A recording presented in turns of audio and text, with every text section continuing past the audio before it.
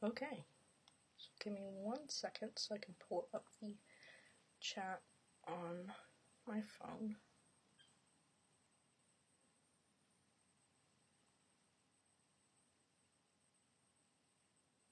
It doesn't read that I'm live yet. Big sigh.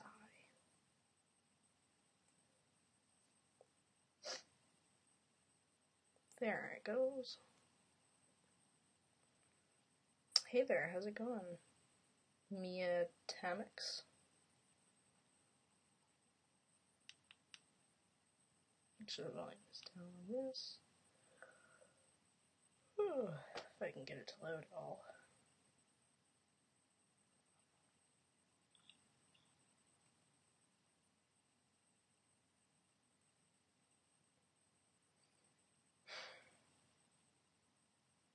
Un momento, por favor. Try this one time.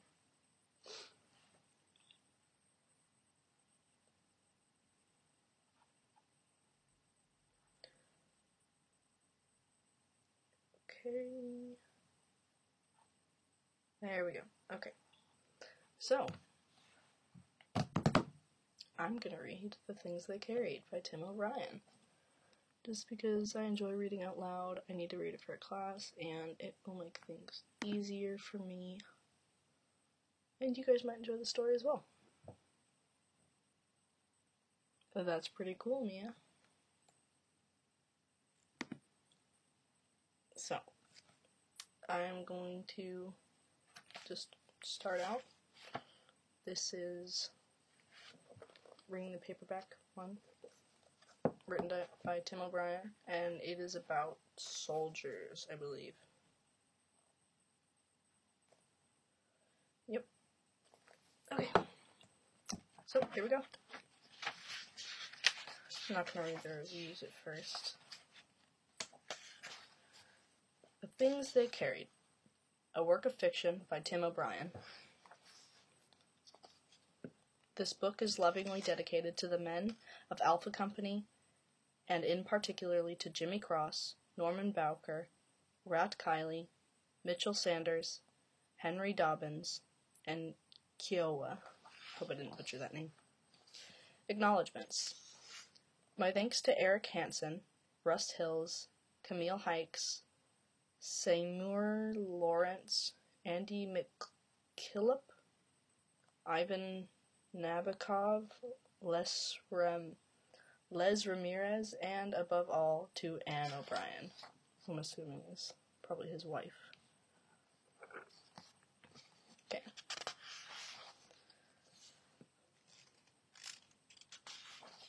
The Things They Carried. First Lieutenant Jimmy Cross carried letters from a girl named Martha, a junior at Mount Sebastian College in New Jersey. They were not love letters, but Lieutenant Cross was hoping, so he kept them folded in plastic at the bottom of his rucksack. In the late afternoon, after a day's march, he would dig his foxhole, wash his hands under a canteen, unwrap the letters, hold them with the tips of his fingers, and spend the last hour of light pretending. He would imagine romantic camping trips into the White Mountains in New Hampshire. He would sometimes taste the envelope flaps, knowing her tongue had been there. More than anything, he wanted Martha to love him as he loved her, but the letters were mostly chatty, elusive on the matter of love.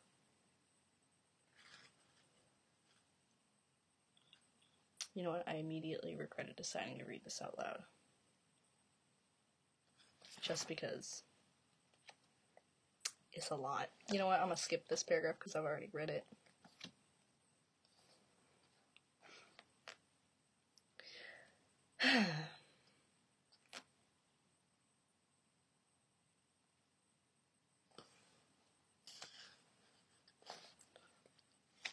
What does it have?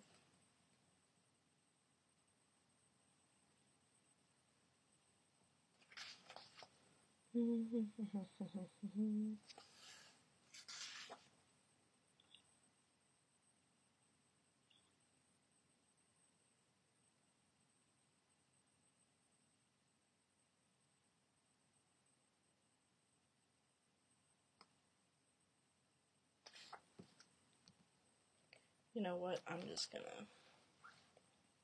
have an idea.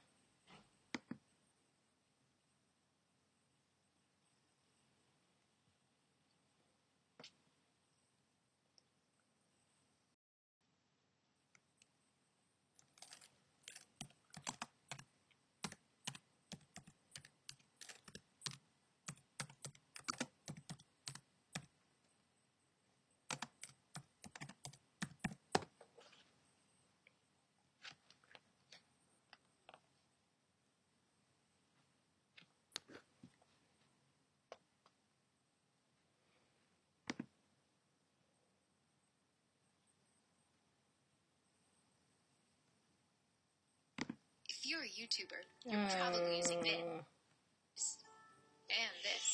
So you should start using this. Be quiet.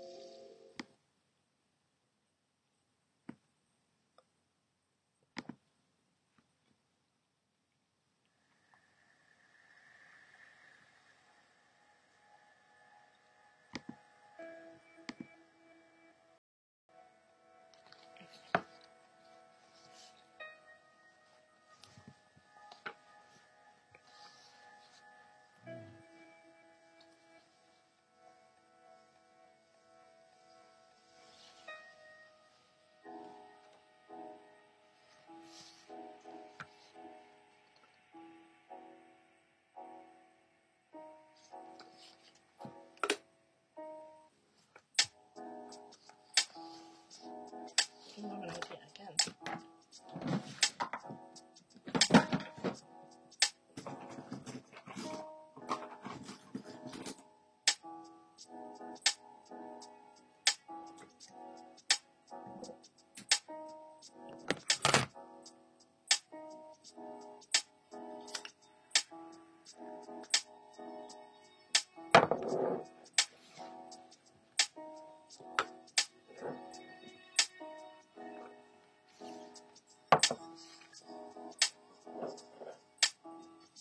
I'll put it over here.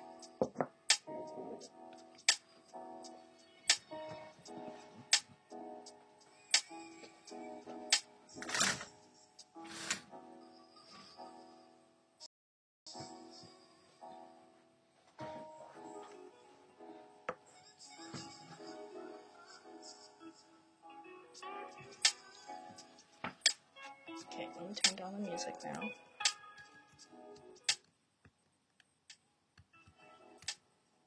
Is that too loud or is that good, guys?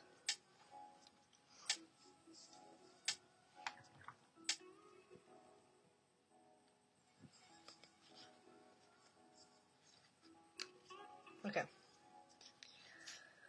The letters were mostly chatty, elusive on the matter of love. She was a virgin, he was almost sure. She was an English major at Mount Sebastian, and she wrote beautifully about her professors and roommates and midterm exams, about her respect for Chaucer, I think that's an author probably, and her great affection for Virginia Woolf. Yeah, that's definitely an author. No, Virginia Woolf. She often quoted lines of poetry. She never mentioned the war, except to say, "Jimmy, take care of yourself." The letters weighed 4 ounces. They were signed Love, Martha. But Lieutenant Cross understood that love was only a way of signing, and did not mean what he sometimes pretended it meant. At dusk, he would carefully return the letters in his rucksack. Slowly, a bit distracted, he would get up and move among his men, checking the perimeter. Then, at full dark, he would return to his hole and watch the night, and wonder if Martha was a virgin. The things they carried were largely determined by necessity.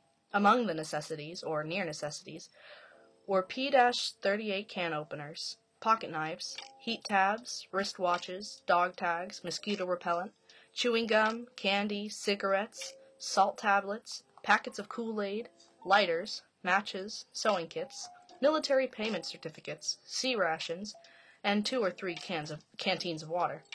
Together, these items weighed between 12 and 18 pounds, depending upon a man's habit or rate of metabolism. Henry Dobbins, who was a big man, carried extra rations. He was especially fond of canned peaches, in heavy syrup over pound cake.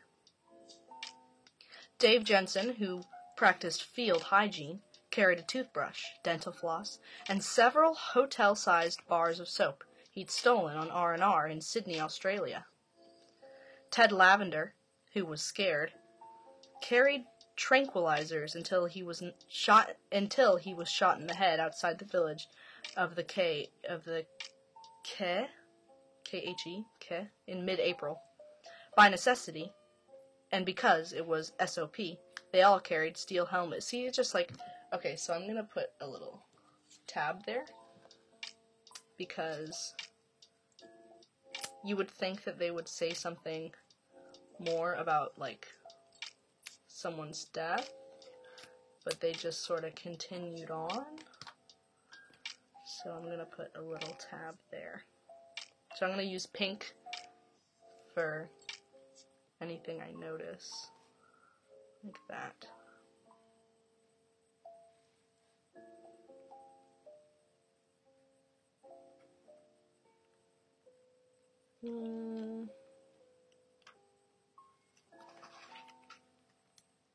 Right there. Okay.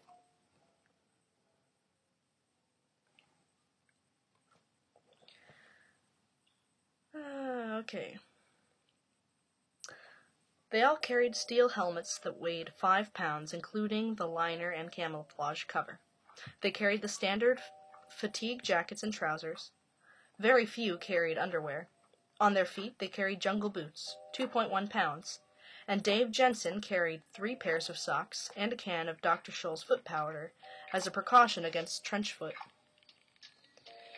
Until he was shot, Ted Lavender carried 6 or 7 ounces of premium dope, which for him was a necessity. Mitchell Sanders, the RTO, carried condoms. Norman Boker carried a diary. Rat Kiley carried comic books. Kiowa, a devout Baptist, carried an illustrated New Testament that had been presented to him by his father, who taught Sunday school in Oklahoma City, Oklahoma. As a hedge against bad times, however, Kiowa also carried his grandmother's distrust of the white man, his grandfather's old hunting hatchet. Okay, so here is a good example of, I think an oxymoron would be a good way to say this, I think. Because it's like things that don't go together.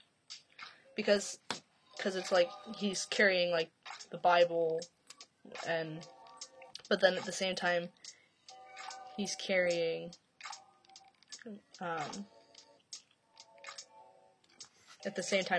like a piece of like weaponry that could be used for like not peaceful things.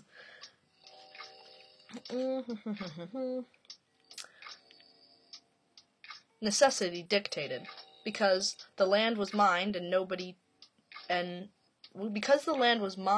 booby-trapped, it was SOP for each man to carry a steel-centered nylon-covered flak jacket, which weighed 6.7 pounds, but which on hot days seemed much heavier.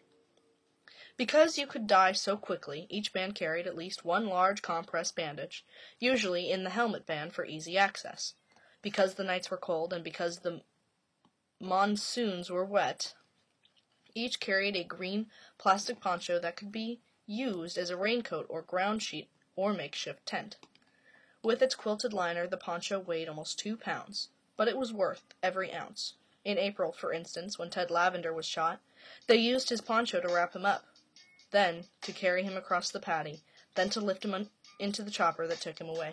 That is the 3rd time that they've mentioned this Lavender dude, and they had not mentioned him before. Like, they didn't mention anyone else more than once, so I find that interesting. Because right now he's the only one they've really mentioned. Okay, They were called legs or grunts. To carry something was to hump it, as when Lieutenant Jimmy Cross humped his love for Martha up the hills and through the swamps. In its intransitive form, to hump meant to walk or to march, but it implied burdens far beyond the intransitive. Almost everyone humped photographs. In his wallet, Lieutenant Cross carried 2 photographs of Martha. The first was a Kodacolor snapshot signed Love, though he knew better. She stood against a brick wall. Her eyes were gray and neutral, her lips slightly open as she stared straight on at the camera. At night, sometimes, Lieutenant Cross wondered who had taken the picture, because he knew she had boyfriends, because he loved her so much, and because he could see the shadow of the picture taker spreading out against the brick wall. The second photograph had been clipped from the 1968 Mount Sebastian yearbook. It was an action shot, women's volleyball, and Martha was horizontal to the floor, reaching her palms of her hands in a sharp focus, the tongue taut, the expression frank and competitive. There was no visible sweat. She wore white gym shorts. Her legs, he thought, were almost certainly the legs of a virgin, dry and without hair, the left knee cocked and carrying her entire weight, which was just over 117 pounds. I don't understand why they feel like they need to be so descriptive about this Martha character. I don't get it. Lieutenant Cross remembered touching that left knee. That's weird. What? Who remembers that? The left knee. A dark theater, he remembered, and the movie was Bonnie and Clyde. Ooh, that's a good movie. And Martha wore a tweed skirt, and during the final scene, when he touched her knee, she turned and looked at him in a sad, sober way that made him pull his hand back. But he would always remember the feel of the tweed skirt, and the knee beneath it, and the sound of the gunfire that killed Bonnie and Clyde. How embarrassing it was. How slow and oppressive. He remembered kissing her goodnight at the dorm door. Right then, he thought, he should have done something brave. He should have carried her up the stairs to her room and tied her to her bed and touched that left knee all night long. That's so weird. What's with him and left knees? Okay. He should have risked it. Whenever he looked at the photographs, he thought of new things he could have done. What they carried was partly a function of rank, partly a field specialty. As a first lieutenant, the platoon leader, Jimmy Cross, carried a compass, maps, code books, binoculars, and a .45 caliber pistol that weighed 2.9 pounds fully loaded. He carried a strobe light, and the responsibility for the lives of his men. Alright, so I'm going to actually put a tab here, because until now, the thing that they've only been talking about physical items, but now it's saying that he's carrying this feeling of responsibility. It's not a physical thing. So I'm going to put a tab there.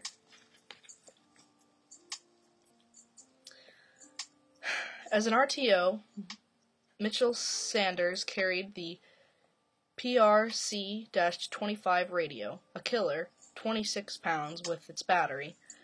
As a medic, Rat Kiley carried a canvas satchel filled with morphine and plasma and malaria tablets and surgical tape and comic books and all the things a medic must carry. This is a polysyndeton. The use of and over and over again.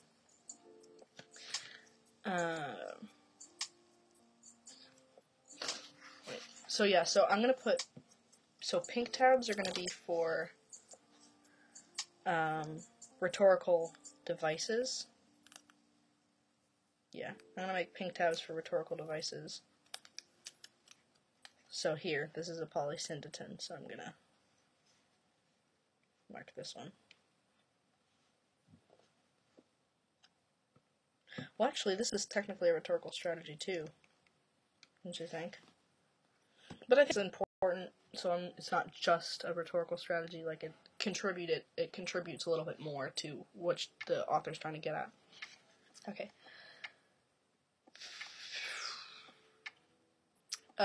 Comic books and all the things a medic must carry, including M&Ms for especially bad wounds, for a total weight of nearly 18 pounds. As a big man, therefore a machine gunner, hey Clyde, oh my gosh, hello, I miss you. I'm reading a book about soldiers. You might like this book. As a big man, therefore a machine gunner, Henry Dobbins carried an M60, which weighed 23 pounds unloaded, but which was almost always loaded. In addition, Dobbins carried between 10 and 15 pounds of ammunition draped in belts across his chest and shoulders. As PFCs, or Specs 4s, most of them were common grunts and carried the standard M16 gas-operated assault rifle. The weapon weighed 7.5 pounds unloaded, 8.2 pounds with its full 20-round magazine. Depending on numerous factors, such as topography and psychology, the rifleman carried anywhere from 12 to 20 magazines, usually in cloth bandoliers, adding on another 8.4 pounds at minimum, 14 pounds at maximum. When it was available, they also carried M16 maintenance gear, rods and steel brushes and swabs and tubes of LSA oil, all of which weighed about a pound. Among the grunts, some carried the M79 grenade launcher, 5.9 pounds unloaded, a reasonably light weapon except for the ammunition, which was heavy. A single round weighed 10 ounces. The typical load was 25 rounds. But Ted Lavender, who was scared, carried 34 rounds when he was shot and killed outside Tonquet. And he went down under an exceptional burden, more than 20 pounds of ammunition, plus the flak jacket and helmet and rations and water and toilet paper and tranquilizer and all the rest, plus the unweighed fear. So I'm going to put another blue note for that, because that was another thing, because that's another non-physical item that's being weighed. Actually, you know what, I'll just keep... I say no because there's a blue tab on the other side of the page at that same area, so I'll just keep it there. Plus the unweighed fear. He was dead weight. There was no twitching or flopping. Kiowa, who saw it happen, said it was like watching a rock fall or a big sandbag or something. Just boom, then down. Not like the movies where the dead guy rolls around and does fancy spins and goes ass over tea kettle. Not like that, Kiowa said. The poor bastard just flat fuck fell. Boom, down, nothing else. It was a bright morning in mid-April. Lieutenant Cross felt the pain. He blamed himself. They stripped off Lavender's canteens and ammo, all the heavy things, and Rat Riley said the obvious. The guy's dead. And Mitchell Sanders used his radio to report one U.S. KIA, killed in action is what KIA is, and to request a chopper. Then they wrapped Lawrence in his poncho. They carried him out to a dry paddy, established security, and sat smoking the dead man's dope until the chopper came. Lieutenant Cross kept to himself. He pictured Martha's smooth young face, thinking he loved her more than anything, more than his men, and now Ted Lavender was dead because he loved her so much, and he could not stop thinking about her. When the dust-off arrived, they carried Lavender aboard. Afterward, they burned Tonquet. They marched until dusk. They dug their holes. And that night, Kiowa kept explaining how you had to be there, how fast it was, how the poor guy just dropped like so much concrete. Boom, down, he said, like cement. And there's 3 dots now. So it's like, not a new chapter, but just a new point, I guess.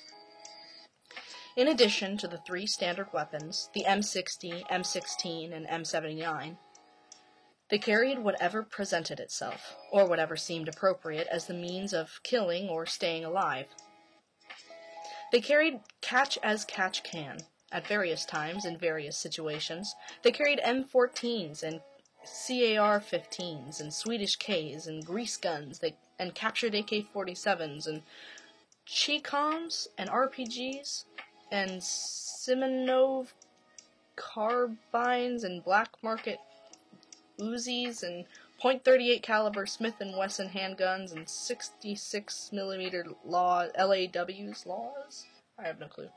And shotguns and silencers and blackjacks and bayonets and C4 plastic explosives. Lee Strunk carried a slingshot A weapon of last resort, he called it. Mitchell Sanders carried brass knuckles. Kiowa carried his grandfather's feather hatchet. Every third or fourth man carried a Claymore anti-personal mine, 3.5 pounds with its firing device. They all carried fragmentation grenades, 14 ounces each. They all carried at least one M18 colored smoke grenade, 24 ounces. Some carried CS or tear gas grenades. Some carried white phosphorus grenades. They carried all they could bear, and then some, including a silent awe for the terrible powers of the things they carried.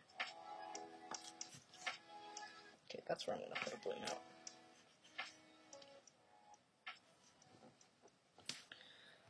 See if y'all have said anything. Oh, heck. It says the stream is offline.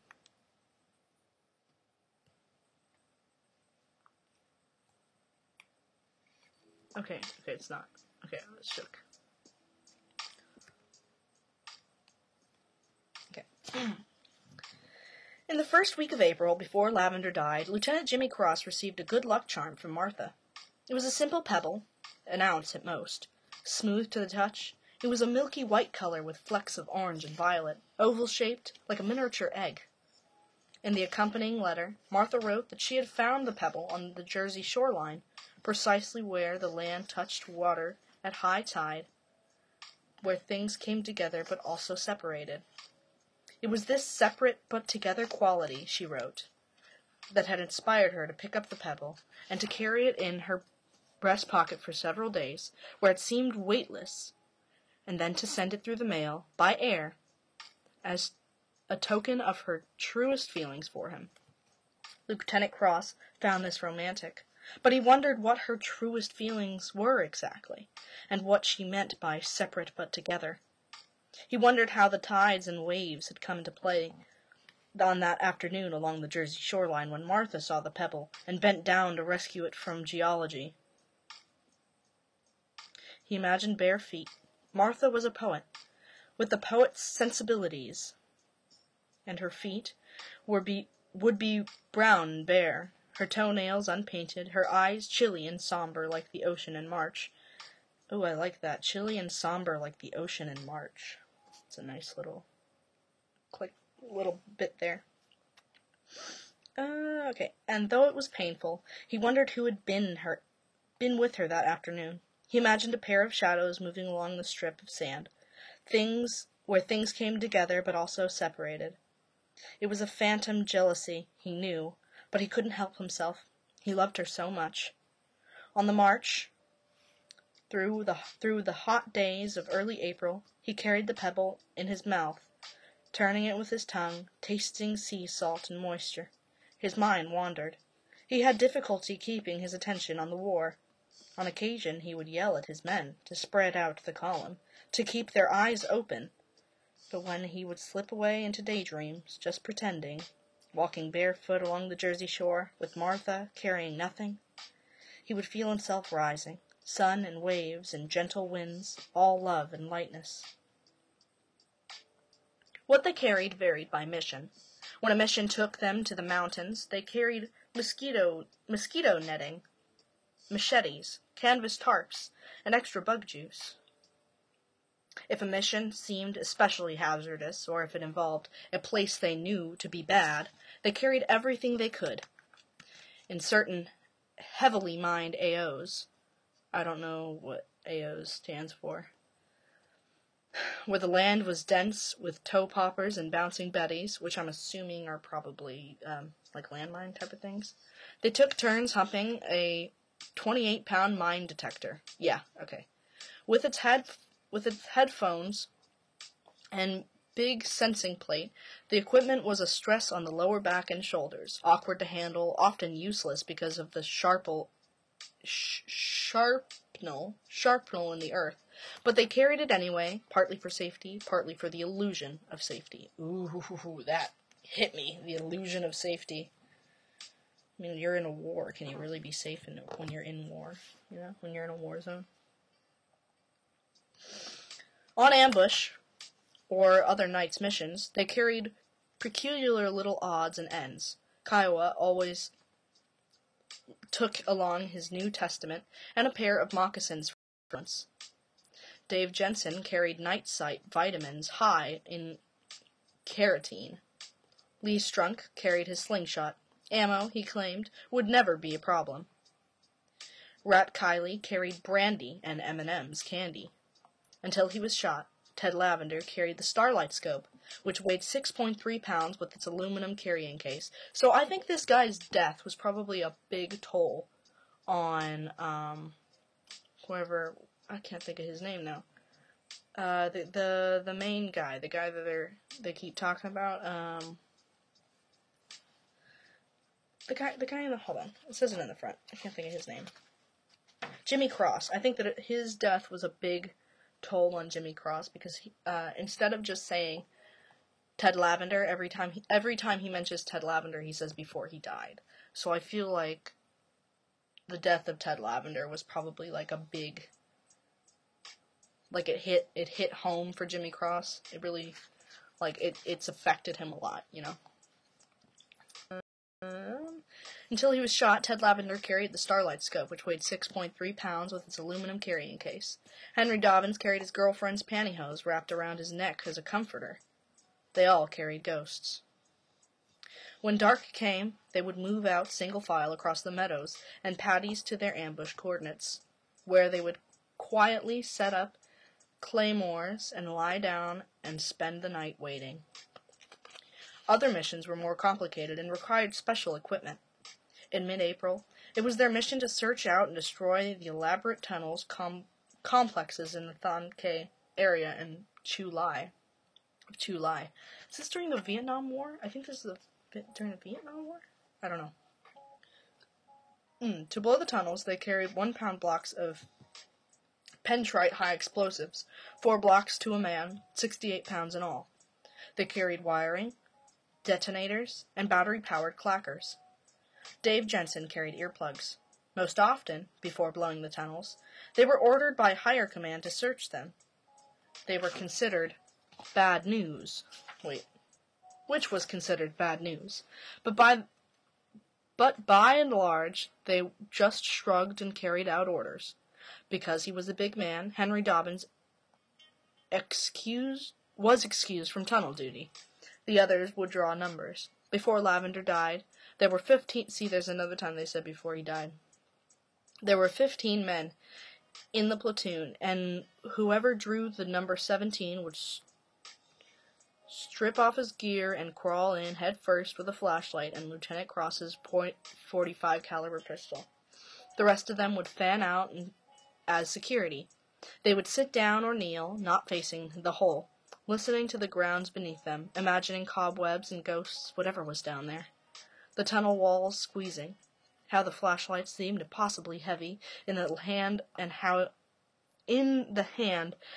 it was tunnel vision for the very strictest sense. That's very true, because they're in a tunnel.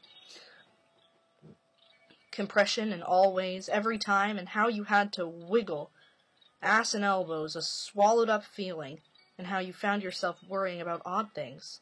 Will your flashlight go dead? Do rats carry rabies? If you screamed, how far would the sound carry? Would your buddies hear it? Would you have the courage to drag you out? In some respects, though not many. The waiting was worse than the tunnel itself. Imagination was a killer. That is oof. Imagination was a killer. I like that.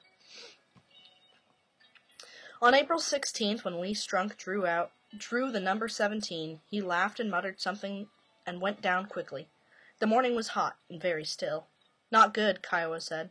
He looked at the tunnel, then out across the dry paddy toward the village of Thon Cay. Nothing moved. No clouds or birds or people. As they waited, the men smoked and drank Kool-Aid.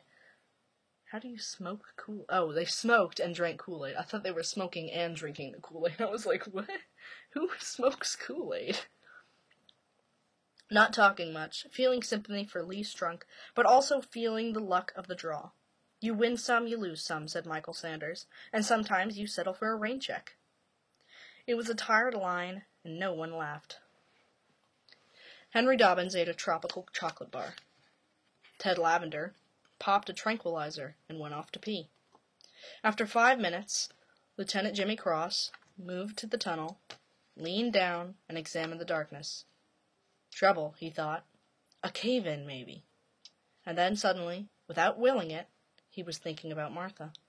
The stresses and fractures, the quick collapse, the two of them buried alive under all the weight. Dense, crushing love. Kneeling, watching the hole, he tried to concentrate on Lee Strunk and the war, all the dangers, but his love was too much for him. He felt paralyzed. He wanted to sleep inside her lungs, what the fuck, and breathe her blood and be smothered. That's a weird sentence. That is that's like he wants to, murder her and wear her skin. That's what that sounds like. Who says you want to sleep in her lungs and breathe her blood?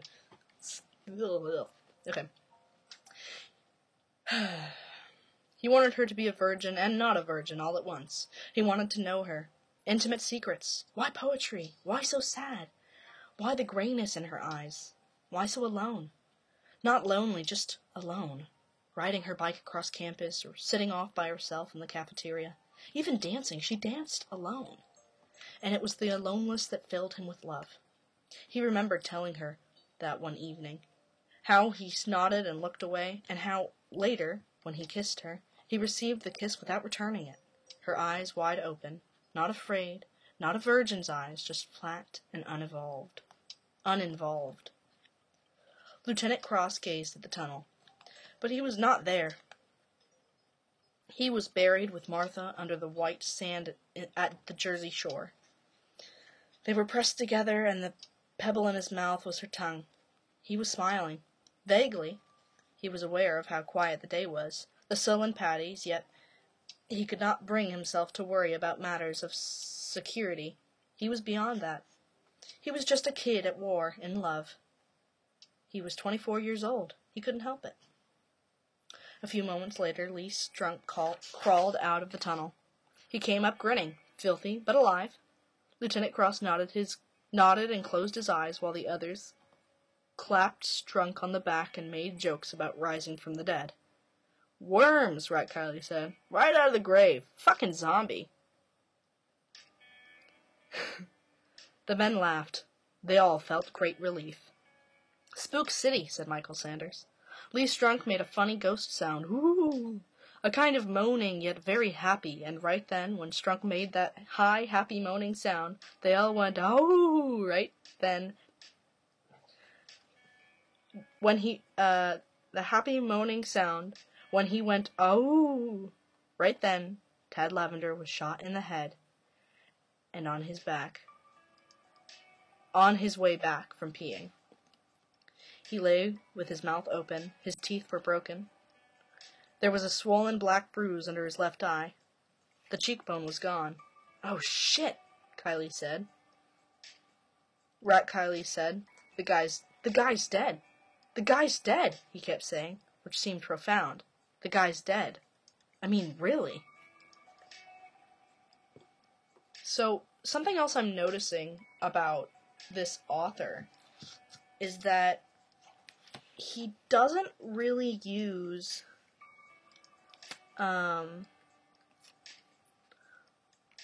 nearly any quotations for dialogue, because he's still telling this story with dialogue, but I'm not seeing, let's say, quotations.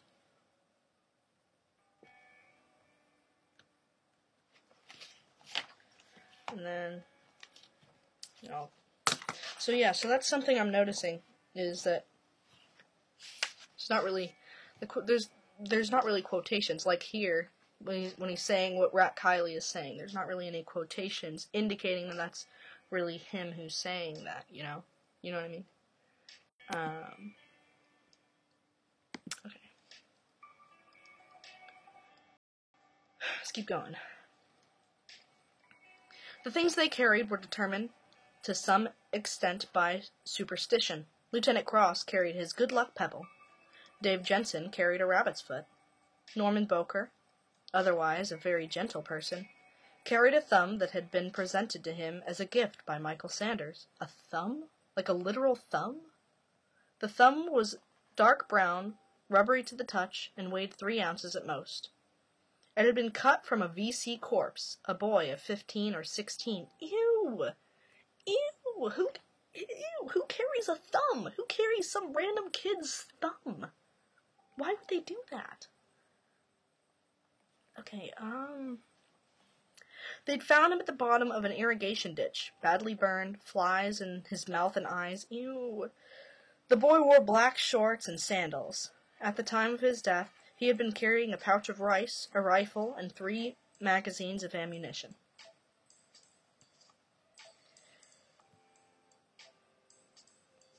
Ooh, is the thing having trouble?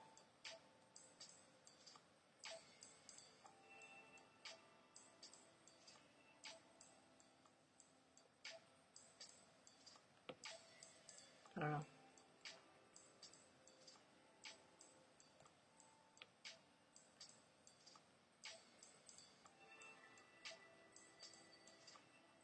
Okay. Alright, it says you're still live, so.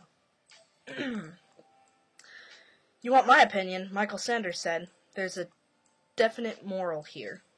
He put his hand on the dead boy's wrist.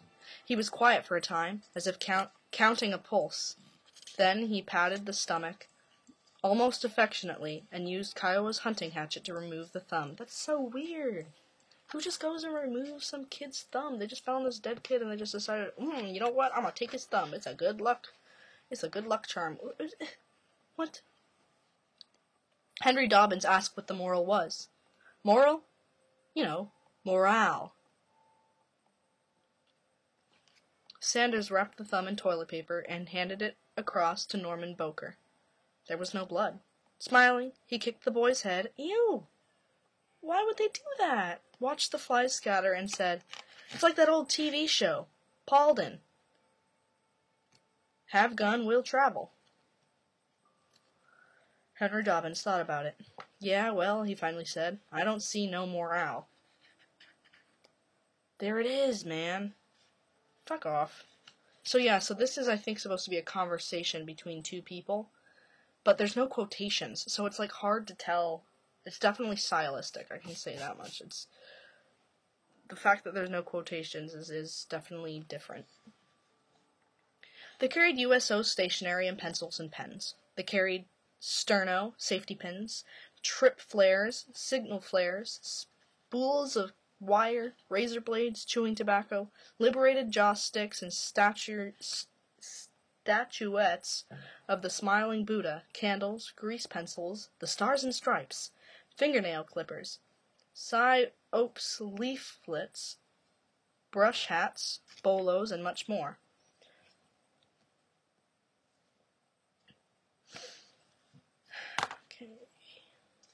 Twice a week, when the supply choppers came in, they carried hot chow in green mermite cans and large canvas bags filled with iced beer and soda pop. Oh, how nice. They carried plastic water containers, each with a 2-gallon capacity. Mitchell Sanders carried a set of starched tiger fatigues for special occasions. I don't know what that is. Henry Dobbins carried black flag insecticide. Dave Jensen carried empty sandbags that could be filled at night and added precaution. Lee Strunk carried tanning lotion. Why? Some things they carried in common. Taking turns, they carried the big PRC-77 scrambler radio, which weighed 30 pounds with its battery. They shared the weight of memory.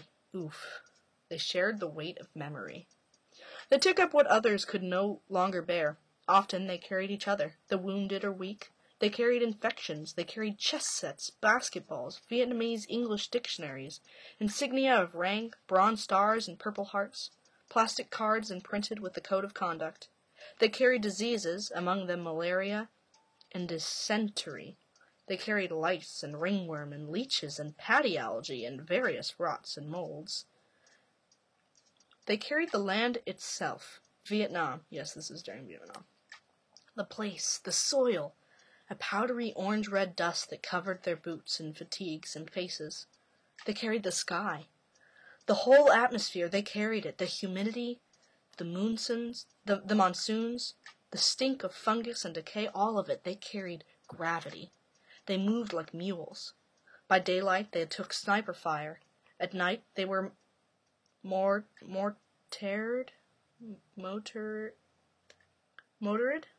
They were moratard. I don't know that word. I'm gonna write it down.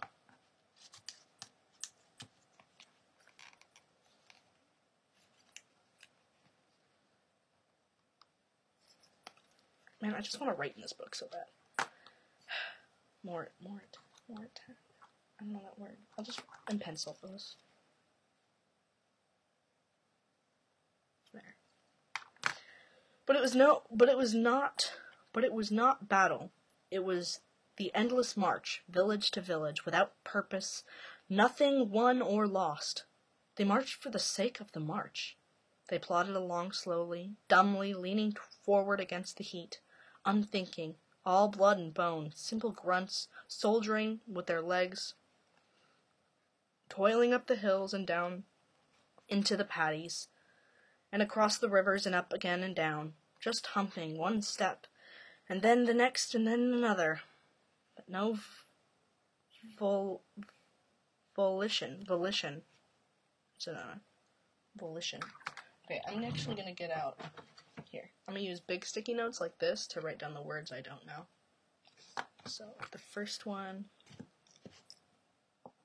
because I have to collect words. Mortard. And then the next one, volition. Okay. No will, because it was automatic. It was anatomy. And the war was entirely a matter of posture and carriage. Carriage? Yeah. The hump was everything. A kind of inertia, a kind of emptiness, a dullness of desire and intellect and conscience and hope and human sensibility. Their principles were in their feet. Their calculations were biological. They had no sense of strategy or mission. They searched the villages without knowing what to look for, not caring, kicking over jars of rice, frisking children and old men, blowing tunnels, sometimes setting fires and sometimes not, then forming up and moving on to the next village, then other villages, where it would always be the same. They carried their own lives. The pressures were enormous. In the heat of early afternoon, they would remove their helmets and flak jackets, walking bare, which was dangerous, but helped cause the strain. They would often discard things among the route of march. Purely for comfort, they would throw away rations, blow their claymores and grenades, no matter, because by nightfall the resupplies chopper would arrive with more of the same. Then, a day or two later, still more. Fresh watermelons and crates of ammunition and sunglasses and woolen sweaters. The resources were stunning. Sparkles for the 4th of July. Colored eggs for Easter. It was a great American war chest. The fruits of science, the smokestacks and canneries, the arsenals at Hartford. Oh, I know where that is. The Minnesota forests, the machine shops, the vast fields of corn and wheat. They carried like freight trains. They carried it on their backs and shoulders. And for all the ambiguities of Vietnam, all the mysteries and unknowns, there was at least the single abiding certainty that they would never be at a loss for things to carry. After the chopper took Lavender away, Lieutenant Jimmy Cross led his men into the village of Tonquay. They burned everything. They shot chickens and dogs. They trashed the village. Well, they called in artillery and watched the wreckage when they marched for several hours through the hot afternoon. And then at dusk, while Kiowa explained how Lavender died, Lieutenant Cross found himself trembling. He tried not to cry. With his entrenching stool, which weighed 5 pounds, began digging a hole in the earth. He felt shame. He hated himself. He had loved Martha more than his men. And as a consequence, Lavender was now dead. And this was something he would have to carry like a stone in his stomach for the rest of the war. Oof. Oof. Hey, Vaporwave. Oh, my goodness. I'm not even done with the first part, and I'm already getting sad. Okay. All he could do was dig. He used his entrenching tool like an axe, slashing, feeling both love and hate. And then later, when it was full dark, he sat at the bottom of his foxhole and wept. Hey, Flower, I'm reading a book. Oh, it's so sad. I'm already sad. Okay, I need to keep reading, though. I have to read this. Nani? Hey, guys. Why is everybody showing up now? I've been streaming for like 30-something minutes. Maybe longer. Now people are starting to come. Hey, guys. Every once in a while, I'm gonna stop. Like, when I get to the end of a long paragraph, I'm gonna stop, check chat and everything. And I encourage you guys to comment on what I'm reading, what your thoughts are, especially on things that you might find intriguing or anything like you think that's outrageous. Comment, let me know what you're thinking about the story, because that's a good way to improve reading comprehension, and who doesn't love a good classic book that definitely gets in your head and makes you sad? Okay. It went on for a long while. In part, he was grieving for Ted Lavender, but mostly it was for Martha and for himself, because she belonged to another world, which was not quite real, and because she was a junior at Mount Sebastian College in New Jersey, a poet and a virgin and uninvolved, and because he realized she did not love him and never would. Like cement, Kiowa whispered in the dark. I swear to God. Boom, down, not a word. I've heard this, said Norman Boker. A pisser, you know? Still zipping himself up. Zapped while zipping. All right, fine, that's enough. Yeah, but you had to see it. The guy just... I heard, man. Cement. So why not shut the fuck up? Kiowa shook his head. So this is really confusing for me because, like I said before, this author does not use quotations. And there's 17 dudes. So it's really hard to figure out, like, who's saying what.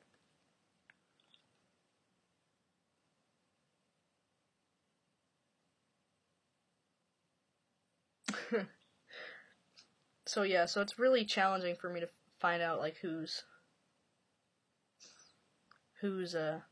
saying what because of the lack of quotation marks. Okay. Kiowa shook his head sadly and glanced over at the hole where Lieutenant Jimmy Cross sat watching the night. The air was thick and wet. A warm, dense fog had settled over the paddies, and there was the stillness that precedes rain. After a time, Kiowa sighed. One thing for sure, he said. The lieutenant's in some deep hurt. I mean, that crying jag. The way he was carrying on. It wasn't fake or anything. He was really heavy-duty hurt. That man cares. Sure, Norman Boker said. Say what you want, that man does care. We all got problems. Not Lavender. No, I guess not, Boker said. Do me a favor, though. Shut up? That's a smart Indian. Shut up. Shrugging, Kiowa pulled off his boots. He wanted to say more, just to lighten up his sleep, but instead he opened his New Testament and arranged it beneath his head as a pillow. The fog made things seem hollow and unattached. He tried not to think about Ted Lavender, but then he was thinking how fast it was, no drama, down and dead, and how it was hard to feel anything except surprise. It seemed unchristian. He wished he could find some great sadness or even anger, but the emotion wasn't there and he couldn't make it happen. Mostly he felt pleased to be alive. He liked the smell of the New Testament under his cheek, the leather and ink and paper and glue, whatever the chemicals were. He liked hearing the sounds of night, even his fatigue. It felt fine, the stiff muscles and the prickly awareness of his own body, a floating feeling. He enjoyed not being dead, lying there, Kiowa admired Lieutenant Jimmy Cross's capacity for grief. He wanted to share the man's pain. He wanted to care as Jimmy Cross cared. And yet, when he closed his eyes, all he could think was boom, down, and all he felt was the pleasure of having his boots off and the fog curling around him as the damp soil and the Bible smells and the plush comfort of night. After a moment, Norman Boker sat up in the dark. "What the hell?" he said. "You want to talk? Talk. Tell it to me." "Forget it." "No, man, go on. One thing I hate is a silent Indian." Oh, okay, so this is because the guy was getting mad that he was talking. Alright, let's see. Oof, I wish the author worked would at least separate who is talking when. Wait, what happening? As long as they do and enter, they are doing that, but it's still, because of the lack of quotations, and when they're saying things, sometimes I get a little thrown off, but I think probably the more I read, the more I'll understand how he does dialogue. From what I can hear, most of it sounds as though if it is internal fatigue, phenologue.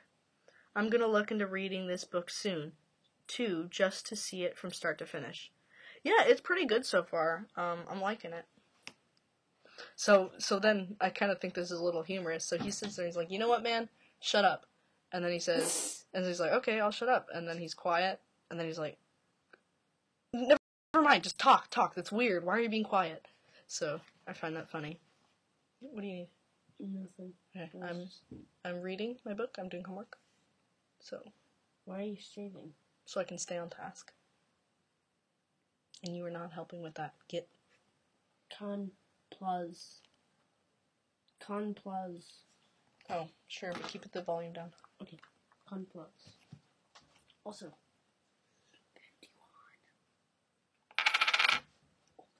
Okay. Sorry for misspellings. One of my arms or hand is kind of injured. Well, I hope you feel better. Okay. For the most part, they carried themselves with poise, a kind of dignity. Now and then, however, there were times of panic, and they squealed or wanted to squeal but couldn't.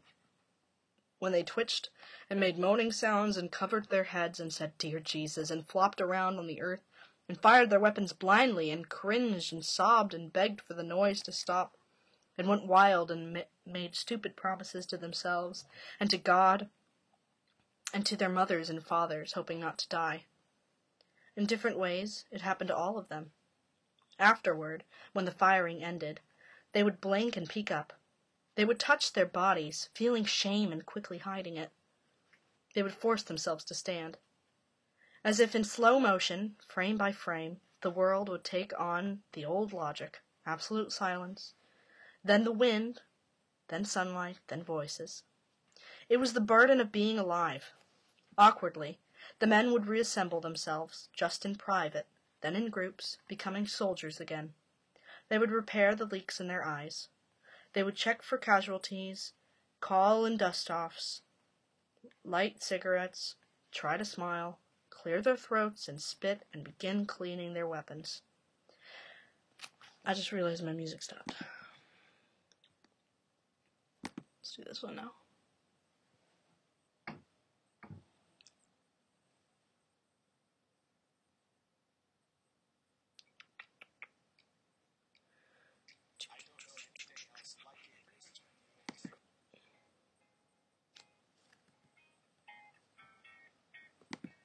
Alright, let's keep going.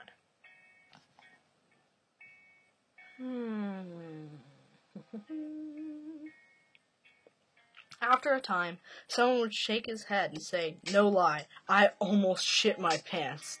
And someone else would laugh, which meant it was bad, yes, but the guy had obviously not shit his pants. It wasn't that bad. And in any case, nobody would ever do such a thing and then go ahead and talk about it. They would squint into the dense, oppressive sunlight. For a few moments, perhaps, they would fall silent. Lighting a joint. Okay, I gotta turn this down, it's too loud.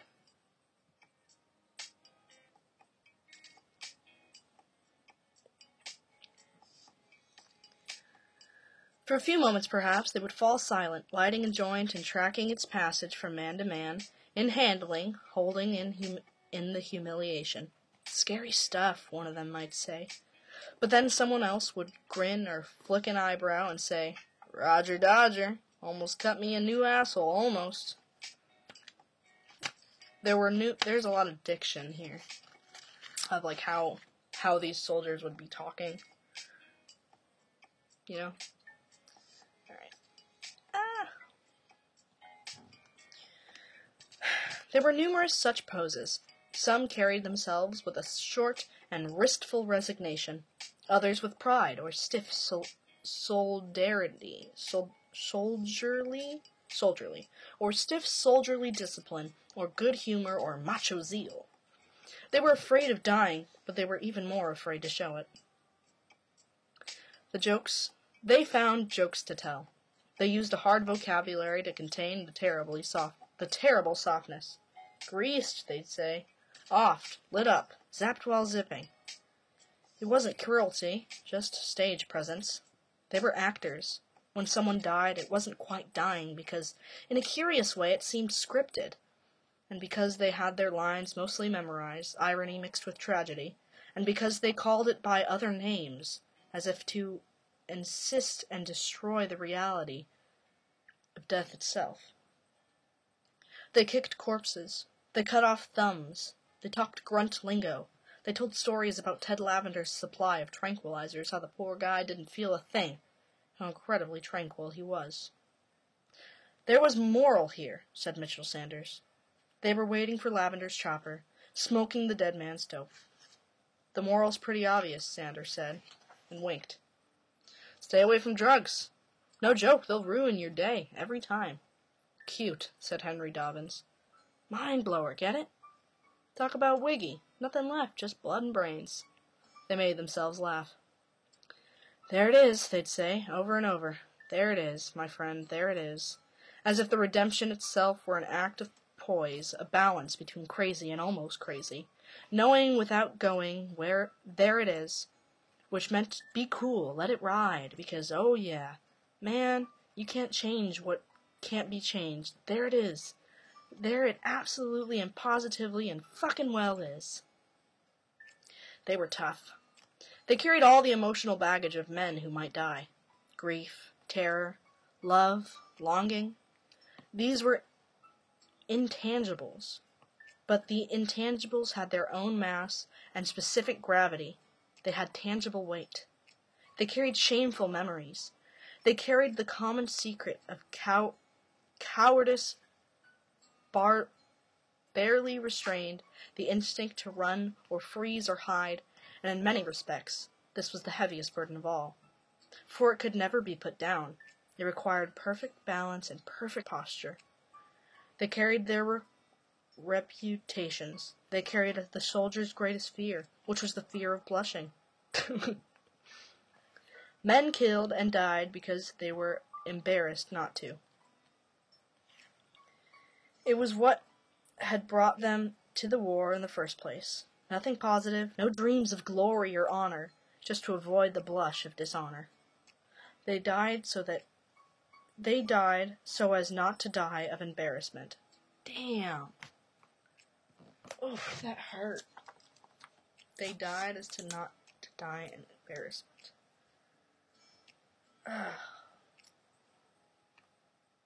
Yeah, that's tough. That's tough right there. I'm gonna mark that. That's...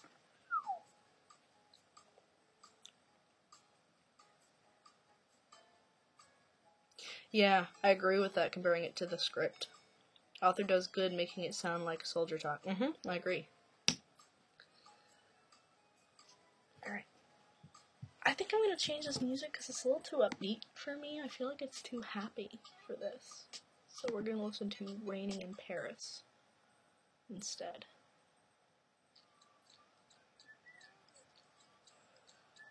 Alright.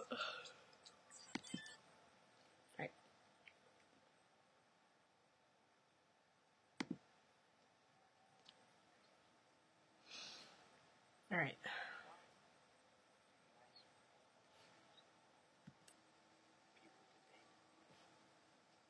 Okay. Actually, it was good where it was.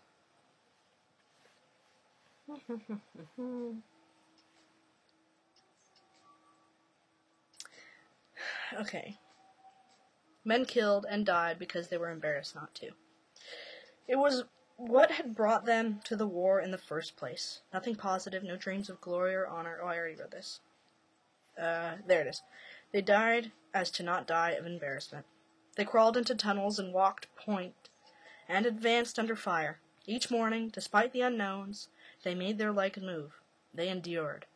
They kept humping. They did not submit to the obvious alternative, which was simply to close the eyes and fall. So easy, really. Go limp and tumble to the ground and let the muscles unwind and not speak and not budge until your buddies picked you up and lifted you to the chopper that would roar and dip its nose and carry you off to the world. A mere matter of falling. Yet no one ever fell. It was not courage, exactly. The object was not valor. Rather, they were too frightened to be cowards. That is an oxymoron. What was I using for... I was using pink. That's an oxymoron. Too frightened to be cowards. Because being a coward is being frightened. Being cowardly is being frightened. So, to say they're too frightened to be a coward, it's like an oxymoron. Right.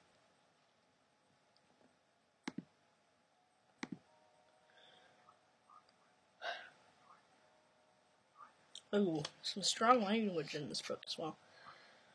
By and large, they carried these things inside, maintaining the masks of composure. So the first couple pages were all about the physical things they carried and how much they weighed. And now these pages that I'm coming across after they talked about the death of Ted Lavender, they're going more into depth about the non-tangible things that they carry. Okay. By and large, they carried these things inside, maintaining the masks of composure. They sneered at sick call. They spoke bitterly about guys who had found release by shooting off their own toes or fingers. Pussies, they'd say. Candy asses. It was fierce, mocking talk, with only a trace of envy or awe, but even so, the image played itself out behind their eyes. They imagined the muzzle against flesh. So easy. Squeeze the trigger and blow away a toe. They imagined it. They imagined the quick, sweet pain and the evacuation to Japan. Then a hospital with warm beds and cute geisha nurses. And they dreamed of freedom. At night, on guard, staring into the dark, they were carried away by jumbo jets. They felt the rush of takeoff. Gone! They yelled. And then velocity, wings and engines. A smiling stewardess.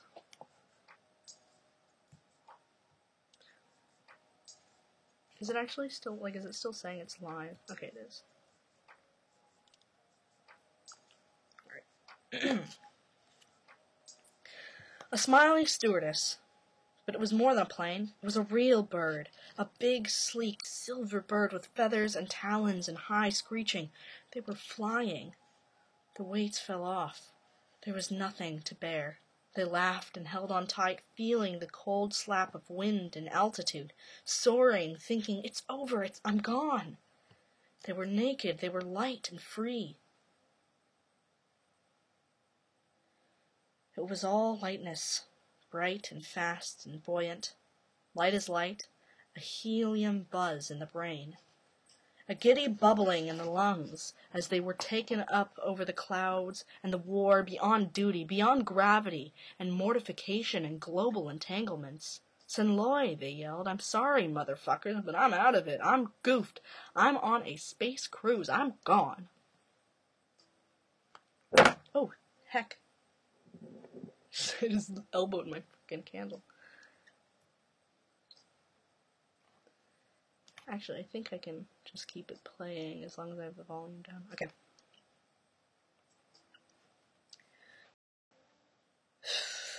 And it was a restful, unencumbered sensation. Just riding the light waves, sailing that big silver freedom bird over the mountains and oceans. Over America, over the farms and great sleeping cities and cemeteries and highways and the golden arches of McDonald's. It was a flight, a kind of fleeing.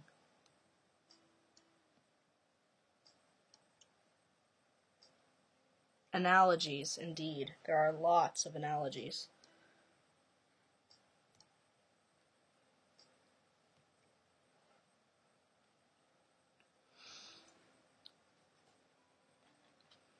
A kind of fleeing, a kind of falling higher and higher, spinning off the edge of the earth and beyond the sun and through the vast silent vacuum where there were no burdens and where everything weighed exactly nothing.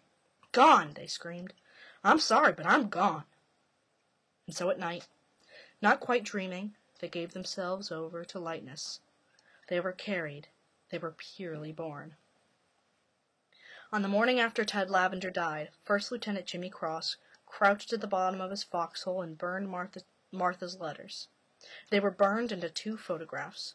They were a steady rain falling, which made it difficult.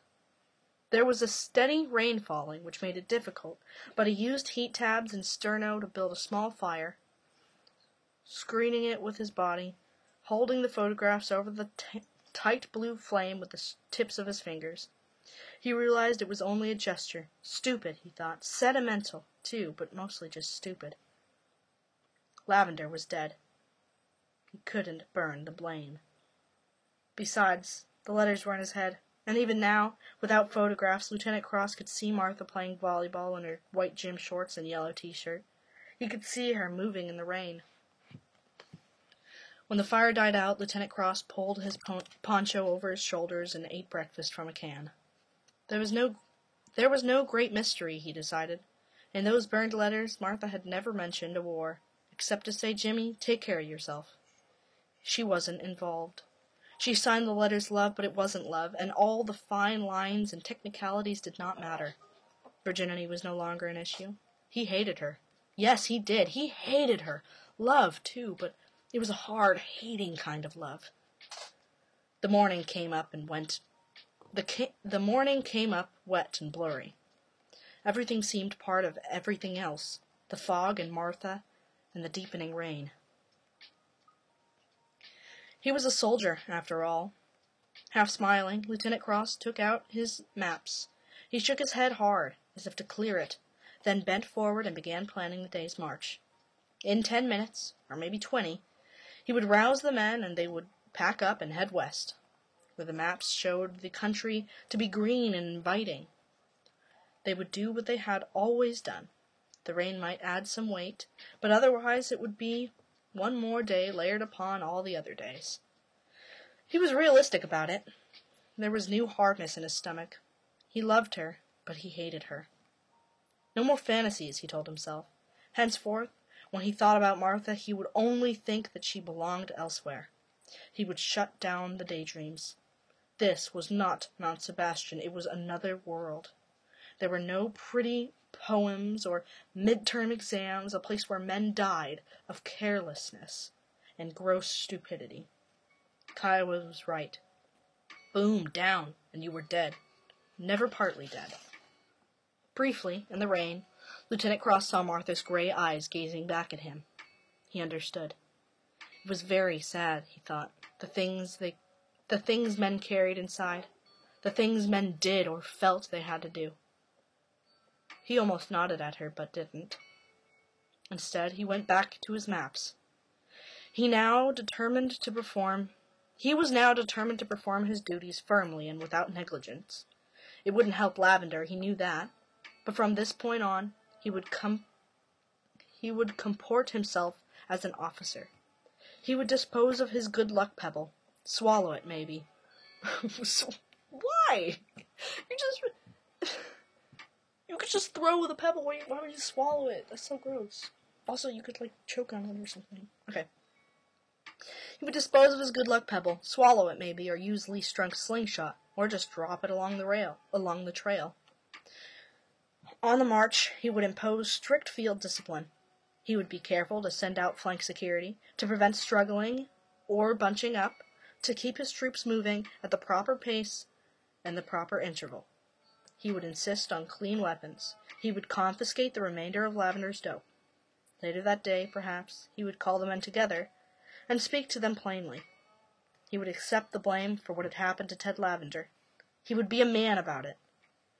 He would look them in the eyes, keeping his chin level, and he would issue the new SOPs in a calm, interpersonal tone of voice, a lieutenant's voice, leaving no room for argument or discussion. Commencing immediately, he'd tell them they would no longer abandon equipment along the route of the march. They would police up their acts. They would get their shit together and keep it together and maintain it neatly and in a good working order. He would not tolerate laxity. He would show strength, distancing himself. Laxity. That makes me think like laxatives, and they're getting their shit together, and so they wouldn't tolerate laxity. I don't know if that's supposed to be a joke or something. Like, they don't... I feel like that is maybe a joke. I have no clue. Just because they're talking about keeping your shit together, and then laxity, and that makes me think laxatives, like what you take when you're having issues. Okay. I don't know. He would show strength, distancing himself.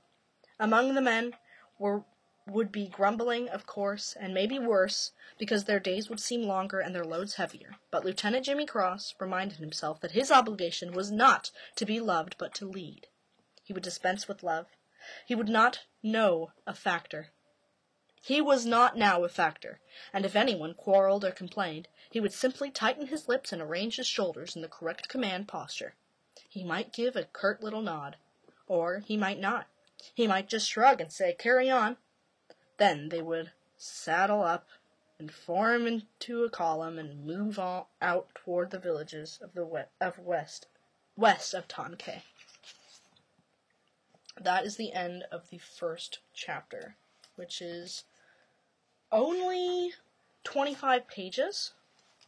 I've got a couple of annotations here.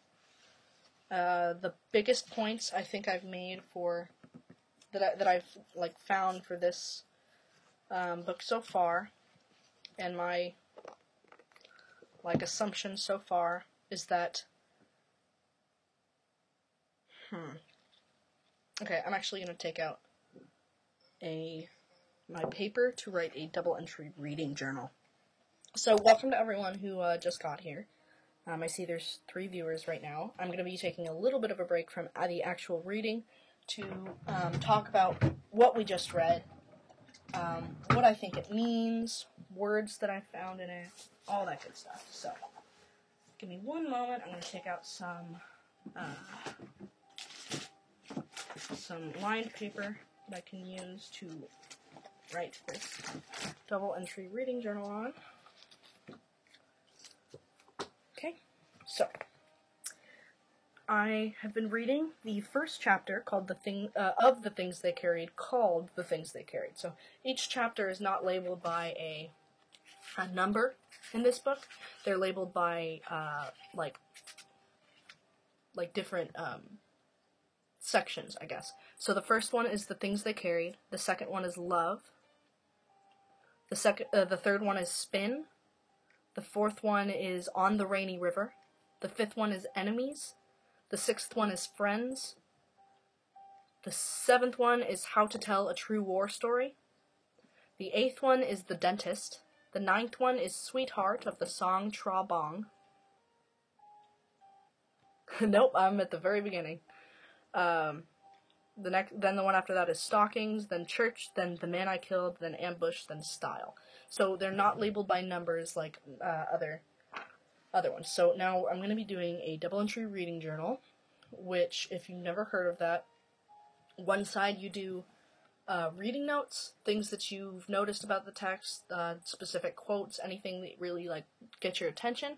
And then on the other side, once you're done with a full reading, you'll go back to what you said, what you already wrote down, and you'll write something else that basically commenting on your comment is a good way to do it. So I'm just going to be talking about the biggest things I found. I'm going to go back to my tabs that I've put and talk about the things that have, I think, been the most prominent. And if you've been listening and you want to say something too about what you think, go ahead and I will talk about that too if you want.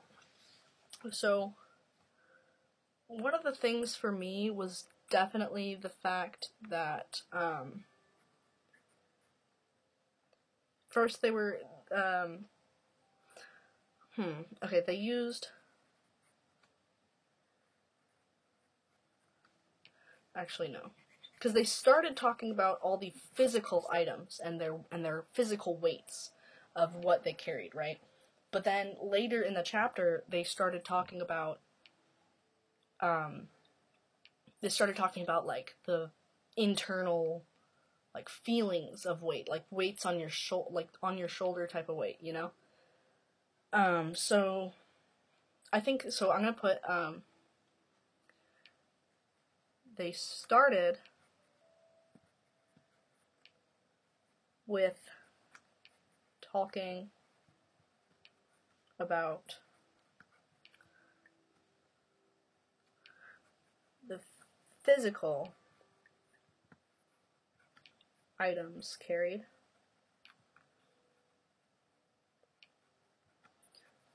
but then went into the emotional things they carried. Okay. Ted Lavender's death had a great impact on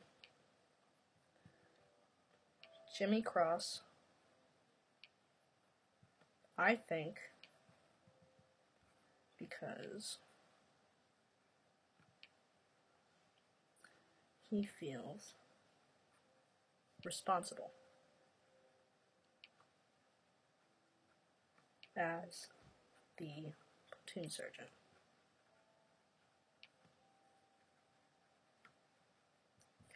That's pretty much all I really got for, like, things that really stood out to me. Actually, no, there were a couple quotes that really stood out to me. I'm actually going to say use of rhetorical devices to, probably to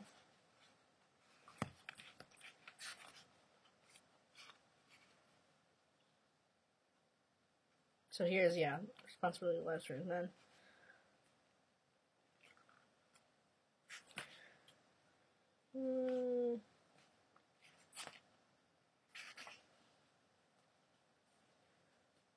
Partly for safety, partly for the illusion of safety.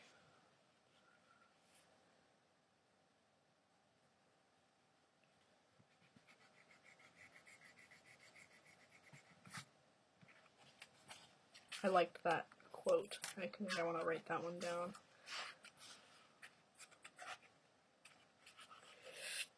Okay, where did I go?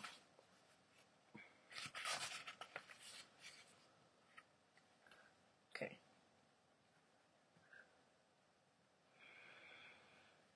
Partly for safety.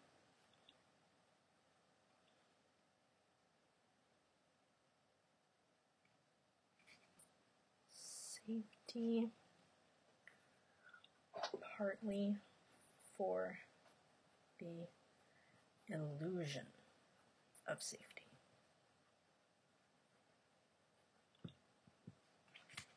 Then, let's see, what did I say? Here, I marked something over here. Oh, yeah. I'm noticing the author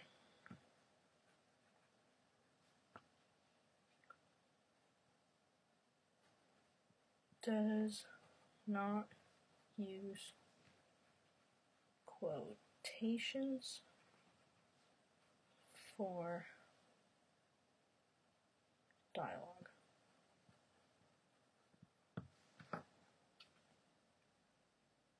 Especially for the time when it mentioned New Testament, the smell of the pages, and the feel on his head. I agree. It was very, I wanted to say what I thought the purpose of the rhetorical devices were, but I think what's the purpose of a rhetorical device in general, so I feel like it's kind of irrelevant to write that down specifically. So I think that's all I'm going to write for this one. I put, they started with talking about physical items they carried, but then went into the emotional things they carried. Ted Lavender's death had a great impact on Jimmy Cross, I think because he feels responsible for the platoon as the platoon sergeant. I put a quotation that says, partly for safety, partly for the illusion of safety, and I put one that says, I'm noticing the author does not use quotations for dialogue. Okay, so now I'm going to go back to the reading. This is for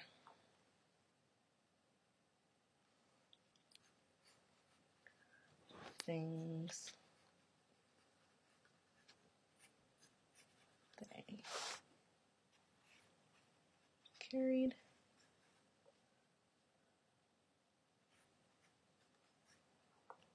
Okay. Then I've got my sticky notes for all my different sticky notes for annotating. And then I've got another sticky note for if I want to say something like longer. And then I've got my pen, my big sticky note for writing down words I don't know. Section is for your college class. Yeah, this is for my AP English class. So it is technically a college level class. Hooray! Alright, so let's get started on the next chapter, and this chapter is called Love. Let's see how this looks. Is that better? Can you all see? Let's get these were over here. This was over here. Also, I think I can fix this for a second.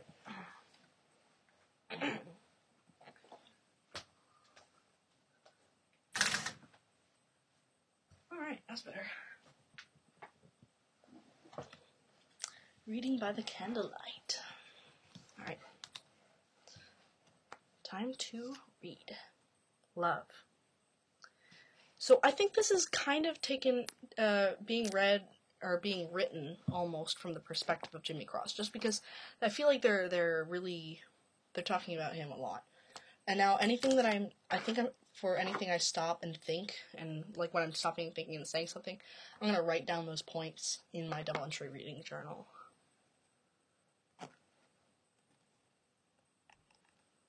Coincide together. Separate short stories coinciding together. You know what? That would make more sense than what I was saying. Oh, whoa. Okay, whoa, something weird. This one, there are quotations for dialogue. The one before, there weren't quotations, but this one, there's quotations. What? What? I'm confused. Okay. Many years after the war, Jimmy Cross came to visit my home in Massachusetts. This is also written in first person. Something's going on here. Okay. And for a full day, we drank coffee and smoked cigarettes and talked about everything we had seen and done so long ago. All the things we still carried through our lives. Spread out across the kitchen table were maybe 100 old photographs. There were pictures of Rat Kiley and Kiowa and Mitchell Sanders. All of us. The faces incredibly soft and young. At one point, I remember, we paused over a snapshot of Ted Lavender. The author has done a bamboozled. I am like, what's happening? I'm curious now. I've gotten sucked in. Okay, I actually need to take the quick. I'll tell you what. I don't think I can pause the stream, can I? I'm just going to start a new music thing, and I'm going to go to the bathroom really quick, give y'all a little bit of a break, because I'm sure people are tired of listening to me read. Flower, I'm hoping you're... Isn't it late there? Why are you up so late? Or did you move? Do you not live in El Paso anymore? I forget.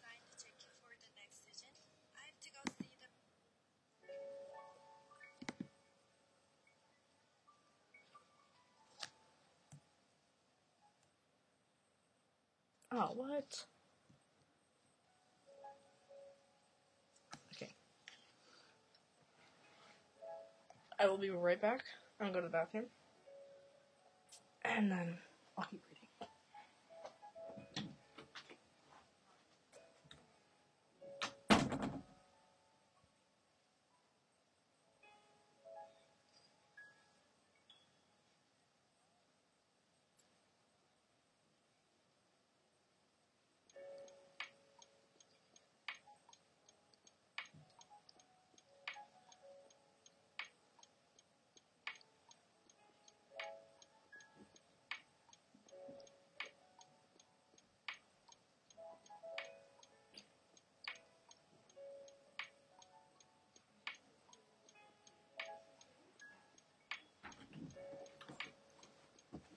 My room smells good now because of this candle.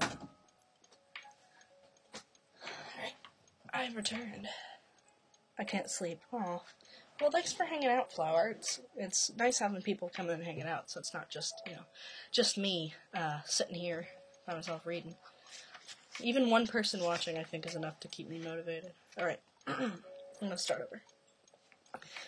From the beginning. So this new chapter is called Love. And we just finished reading the first chapter, which was called The Things They Carried. I'm actually going to tilt this up a little bit more. There we go. Many years after the war, Jimmy Cross came to visit me at my home in Massachusetts, and for a full day we drank coffee and smoked cigarettes, and talked about everything we had seen and done so long ago. All the things we still carried through our lives. Spread out across the kitchen table were maybe 100 old photographs,